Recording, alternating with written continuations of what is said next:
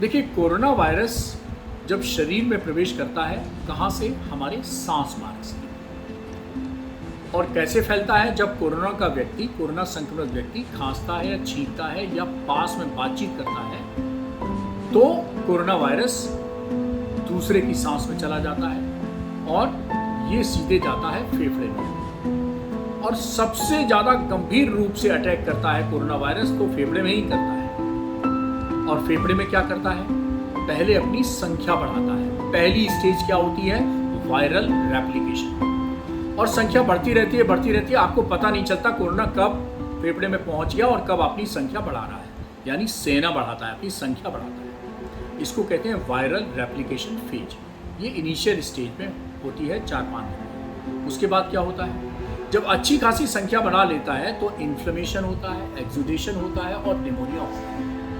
और जब इससे फेफड़ा प्रभावित होने लगता है, तब आपके लक्षण प्रकट होते हैं। आपको जुकाम हो सकता है, खांसी हो सकता है, बुखार आ सकता है, सांस फूल सकती है। और इसके साथ साथ जब काफ़ी कुछ हिस्सा फेफड़े का अपने कब्जे में कर लेता है, यानी कि ये निमोनिया या दूसरी तरीके से प्रभावित कर देता है फेफड़े को, तो आपकी सांस फूलने लगती है, ऑक्सीजन का लेवल नीचे जाने लगता है। ये होती है दूसरी स्टेज, अर्थात इन्फ्लेमेशन की स्टेज, एक्सुडेशन की स्टेज, निमोनिया की स्टेज, और इसमें गिरता है ऑक्सीजन सैचुरेशन नीचे। और फिर तीसरी अवस्था आती है जब बहुत ज़्यादा इससे साइटोकिन्स रिलीज करता है। ये बॉडी की इम्यूनिटी के साथ जब इसकी लड़ाई होती है, बिल्कुल टग ऑफ वॉर की तरह, एक तरफ वायरस है, एक तरफ आपकी बॉडी इम्यूनिटी है, और फिर उसके साथ बहुत सारे साइटोकिन्स यानी एक केमिकल्स रिलीज होते हैं जो करते हैं साइटोकिन स्टॉर्म, यानी पूरा फेफड़े में नहीं, फिर पूरे शरीर में ये तूफान ला देते हैं। और निमोनिया के आगे एक और स्टेज फेफड़े में हो जाती है और उसका नाम है